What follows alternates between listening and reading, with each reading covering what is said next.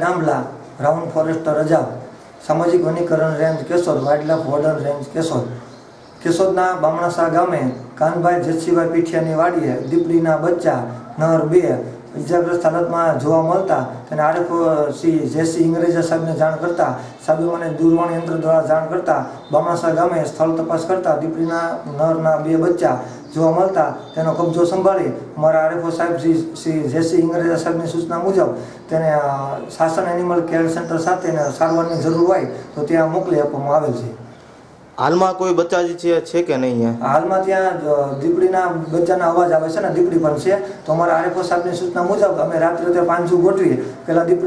દીપડીને પાંજરે પૂરશું, ત્યારબાદ એના જે બચ્ચા છે તેનો કબજો સંભાળી તેને પણ શાસન એનિમલ કેર સેન્ટર સાથે રવાના કરીશું।